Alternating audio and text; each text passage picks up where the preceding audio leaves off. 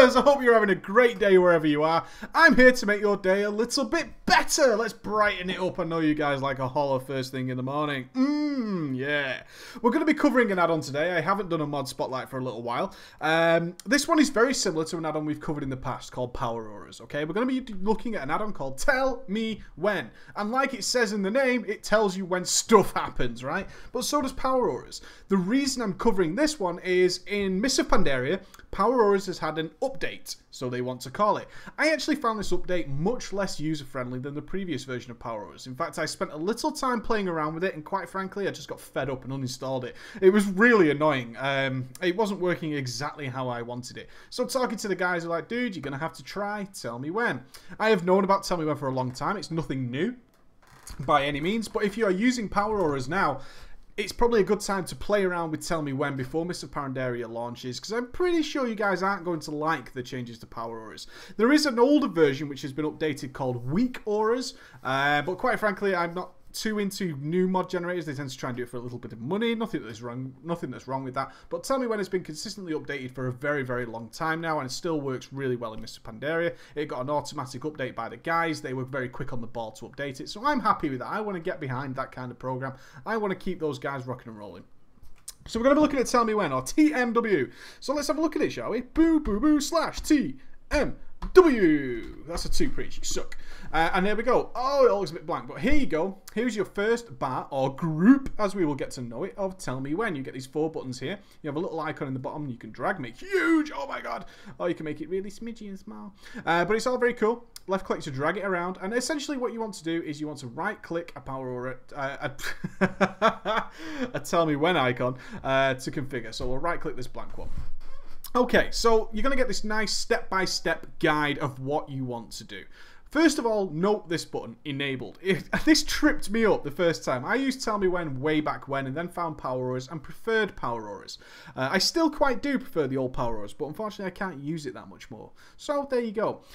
Make sure you check this box. If you don't check this box, nothing will happen. And you will wonder why for ages. Because when you actually choose what you want to track, so let's say I want to track a buff slash debuff, I get all these options. And I'm like, oh my god, and what do I miss? This one little box at the top which says, enabled. I actually want to use it. Very cool. So let's configure a basic one. Let's get started and see how things rock and roll. So buff, debuff says what it does on the tin, okay? We want to track a buff on ourselves, debuff on ourselves. This could be anything we want it to be. So if I wanted to track Battle Shout, this is the cool thing about it. I type battle, and there you go. It actually suggests spells that I might want to use. If you're wondering what these numbers are, these are spell IDs. In the actual catalogue of all the spells in World of Warcraft, every single one of them has a number assigned to it. Blizzard just puts a number to it. So Battle Shout's number is 6673. This is 6,673 spell that is in the World of Warcraft Legacy books. Battle Stance is 2457, and new spells, as you can see, much more new spells have a much higher number as we've gone down the game. Battle Fury, etc. is up to like 70,000, and now Battle Experience is up to 71,000. Be aware, every single spell in the Blizzard catalogue is in this add-on, so you'll find things that you're like, what the hell is that? Battle Chicken? What creates a Battle Chicken? That is a spell, and it has its own ID. So that's not bad. So we would say Battle Shout. Hey, okay, so I now have a buff, and I've enabled it, so it works, called Battle Shout. I want it to track me, the player. That's what I want it to do. But if we drop down this menu, you can see we've got all the choices of things we want to track over. Very cool. We're going to play around with that a little bit shortly. We'll do a basic one to start with, and then we'll do something slightly more complicated. Is it a buff or is it a debuff? It's a buff. Show the icon when it's present or absent. So with something like Battle Shout, if I was of the mind to track my Battle Shout, I would actually select absent.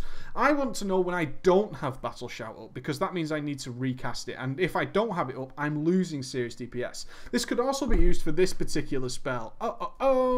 If you're a warlock, you'll know what I'm saying. Dark Intent. I don't particularly care too much if the buff is present on myself. If I've activated it on a correct class, I'm happy. I do care that if I have not casted it. So what I want to say is, show me the Dark Intent icon when it is absent. I need to know when I haven't cast Dark Intent. It's very important that I know that Dark Intent is not active. So I could just go ahead and show this icon when it's absent. So if I wanted to do that, I'd just highlight the absent box, And every time I have not casted Dark Intent, should I be in a raid or a party or anything like that, you can add various conditions. You can see you've got multiple tabs down here, so conditions, I could add that. Choose a type. Am I in a party? Am I in a great combat stats? You know, anything like that. I could just add it all. Units alive, player attributes. Am I mounted? Am I dual spec? Am I doing all this kind of crazy stuff? You can add various conditions and events if you want to. Hide on certain events. You can add noises and all this kind of stuff. I don't particularly care about that kind of stuff. All I want to know is, hey, do I have Dark Intent active or not? So that is all I care about, because there is nothing worse than doing mad deeps and then realizing you forgot to cast Dark Intent. Oh, it sucks. So that's a good idea of an idea for something like this. So if you're doing, say, Taste for Blood, this is an idea for people who are looking to play Warrior in Mr. Pandaria. If you're playing the Arm spec in Mr. Pandaria, there you can see Taste for Blood pops up for us there, nicely in the suggestion box. Taste for Blood works very differently. It in fact generates stacks up to a maximum of 5. So I wanted an add-on that told me when I had a minimum of 2 stacks of Taste for Blood. This is when this whole issue arose. I was fine without having power auras or tell me when. Up until the point it was like, you know, to really push my DPS, I need to know when my Taste for Blood stacks are at a certain point, because Taste for Blood interacts with Heroic Strike for me. Other spells for other classes work in similar fashion. Okay, so this is the example we're using now. So I would say Taste for Blood. I need to know when that buff is present, and I want to track the stacks at a minimum of 2 for me particularly. So now what I've told this add-on to do is, hey, look out for the buff Taste for Blood on me, the player, and it's a buff. I want to see it when it's present, and I only want it to show when I have a minimum of 2 stacks. If I have more stacks than that, that's fine, but I don't want to see it until I have at least 2 stacks, maybe even 1 stack. It depends on how the maths work out on it, but for the moment I wanted to see it at 2 stacks, and that meant I could pull off a really, really meaty Heroic Strike in my raiding and give me a nice solid increase to DPS. So that's what I've told that add-on to do. I would just okay that and everything would be fine and dandy. The other thing that we use these type of add-ons for, of course, is big scary boss debuffs that we need to be aware of. Such things in Mr. Pandaria are things like Wild Spark. Now this won't be in the game yet, so that's okay. So we'll use something that's already in the game. The typical good old Fading Light. There's Fading Light. Fading Light, of course, the scary Ultraxian debuff where we need to react. This is a debuff that I like to track because I have to do something. If it's something, I don't like to track every debuff in the game. Some people love to know when they have every single little debuff in the game. I only care about debuffs where I need to react. So Fading Light, I obviously need to use my button in order to survive. So Fading Light is something I want to know about. Things like Wild Spark in Mr. Pandaria, I'll want to know about because I need to move out of the raid. If I have the Bomb of Death, the King Kong turd that is about to spray everybody in the face with feces, that's the kind of thing I would type into there. Now, of course, I don't want stacks, so I can deselect that. I want to know when this buff is present. It's a debuff, so I would select debuff there, and I need to see a timer. I want to see a timer for this. When it activates on me, especially if we're doing Heroic Ultraxian, I could get a random time how long Fading Light is going to last. I want to see the timer. I want it to be sweeping around, so I know that I need to click it before that timer expires. Very, very simple stuff so far, okay? I hope everyone's keeping up with this. It should be easy enough. If not, have a rewind and rewatch. All very simple. Type in the buff name there. Halfway through, you will get a suggestion box. Click this box out of there. Make sure you enable it. Choose who you want to track and debuffs. And is it a buff, a debuff, present, show timer. Now, this works as well for weapon enchants, totems. Diminishing Returns, also very cool if you're doing a lot of CC in your arenas. You can track your Diminishing Returns. And spell casts. A quick one there. So spell cast. Let's say let's put ourselves in a situation so I can give you an example. We are a meaty, bloodthirsty warrior. We're going into the arena. The opposing team has a mage. And it's likely that that mage is going to be trying to CC me a lot. So I want to see a spellcast of Polymorph, of course. I want to track Polymorph. I want to track it on my focus target. So what I've done in my arena is I've gone into the arena, I've seen a mage, I focused him, okay? And I want to see the spellcast of Polymorph. I want to know when that's going to happen. I've got it in a nice icon now that will appear anywhere on my screen saying this guy is casting Polymorph. Preacher, you might want to do a spell reflect, you might want to charge him, you might want to do something to prevent yourself being CC'd. It's all very good. Even just letting my healer know I'm going to need a dispel in a couple of seconds, you can set that up. The other one I want to show you, buff debuff. Again, should we use the example of mages? Because warriors hate mages, don't they? I want to track buffs on other people. Or debuffs on other people. So let's say Fingers of Frost. Fingers of Frost obviously going to result in an instant deep freeze. So we don't like that, do we? We don't like things like that. So I would say Fingers of Frost. There it is. Fingers of Frost. and I want to know when either my focus has it or my target. So I will just say my target. If I'm selecting that mage and I'm dueling this mage, it's come down to me and him, or I'm DPSing the mage, we've been told to go on the mage, something along those lines, I want to see that my target has the buff Fingers of Frost, because that means I'm about to get deep freezed, and perhaps I can pull off a spell reflect or anything like that. So now I will now get a big button that says, hey, this dude, my target, has Fingers of Frost. Very, very simple to do, no big deal at all. So we're happy with that. Let's look at a more complex situation that I actually think this add-on works out really well for, and Power Auras is not particularly great at. It's internal cooldowns. Internal cooldowns is very cool to track. So I'm going to bring up my character, and I'm going to show you this trinket here, Crash of the Final Dragon. I'm not bothered about the 406 strength. What I am bothered about is the equip. When you deal damage, you have a chance to gain 2,573 crit strike for 20 seconds. Now, we all have trinkets like this, don't we?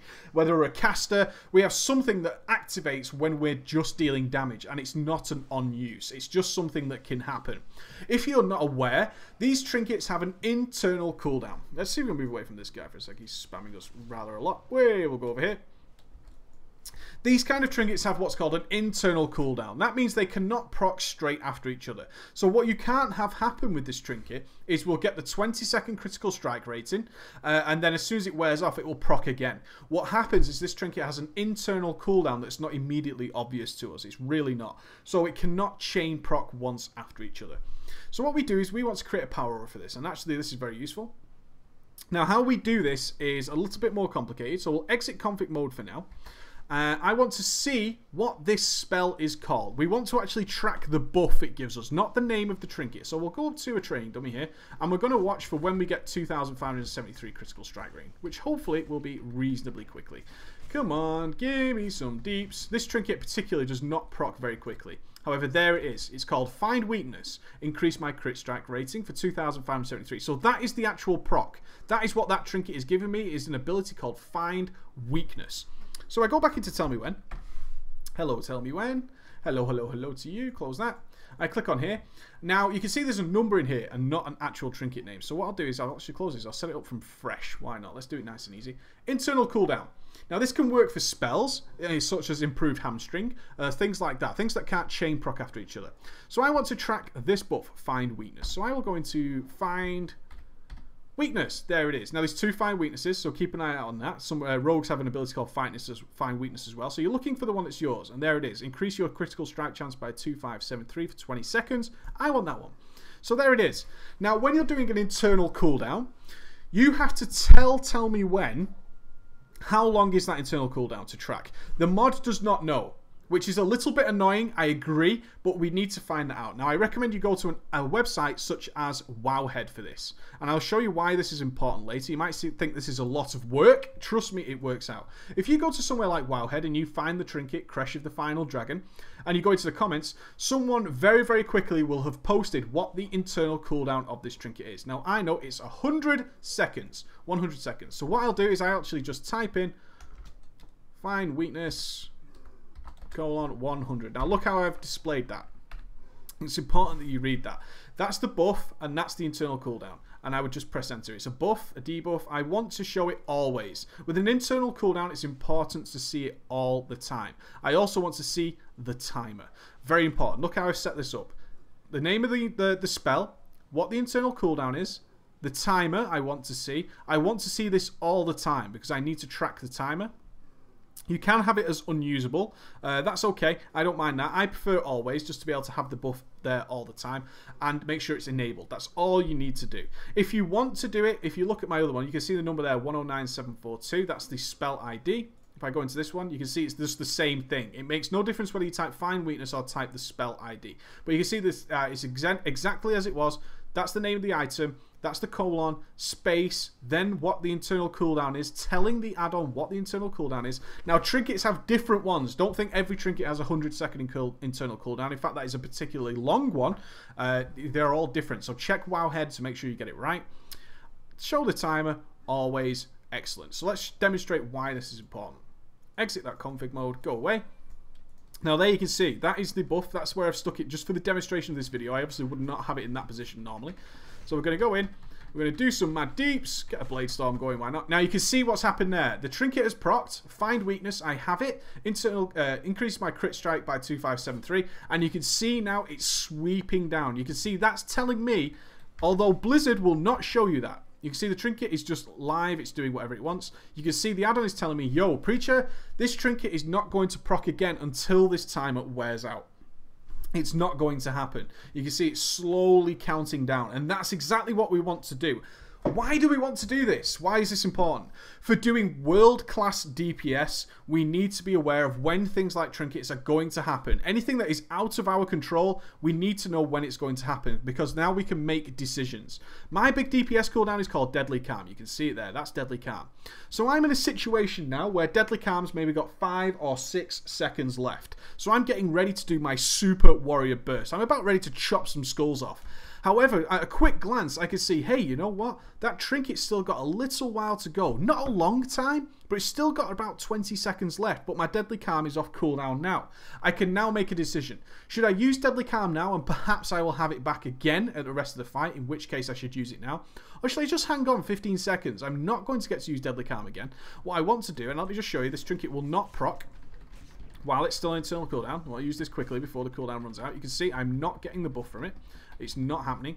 Okay, so you can see that's happening. It's still on internal cooldown. The trinket will not proc for that period of time. So I'm now in this situation where, oh, it's about to come off cooldown. Okay, I can set myself up now for a mad DPS burst. Trinket's come off internal cooldown. Let me get all my debuffs on. I'm ready to rock. And I'm now going to go, hey, you know what? Let's Deadly Calm it. And let's get firing away. And boom, hopefully, if the world... This is not the best trinket to do this with, by the way. It doesn't proc immediately as you would like. There you go, come on. There you go, the trinket's procced exactly as I wanted to do. Slightly later after my Deadly Calm expired. But whatever, no big deal at all. And then it's gone back on internal cooldown. So that's why we want to do it, because stacking all our buffs up is so important. So during that period, I could set it up to have Deadly Calm, Blood Fury, Battle Shout, and that trinket proccing all during my Deadly Calm. I've set it up in such a way by just keeping this little icon here. Very cool. Now, you're all asking me, why is there only 4 buttons? I could do with getting rid of some of these, but whatever. There's not. So if we go into here, you'll actually have an option here called Group Settings. These are all called groups, as we said at the beginning of the video. These are all your groups. Now, what you can do... Ah, it's gone wacky. Scary, scary, scary, scary. Oh, slight mishap there. Dragged the window away. But I've got it back now. No problem. So here's your groups. This is your group window.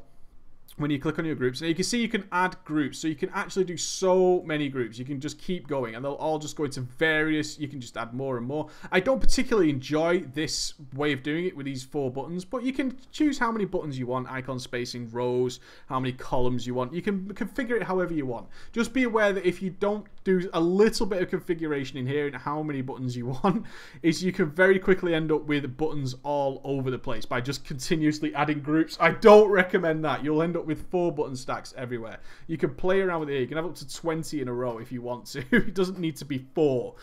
People will get very confused that you can have rows. You can just keep going and on. Look, you can have as many as humanly possible. You can have as many as you want. So please play around with that. Make sure you get it configured right. Don't end up with groups all over the place. Ugh, that's so annoying. And that's the basics of Tell Me When, guys. I hope you enjoy that. I hope you check it out. It won't be difficult for you to set up once you get used to it. Have a play around with it now while it's still Cataclysm, and then you should be in happy days. You have a great day, ballers. I'll see you soon.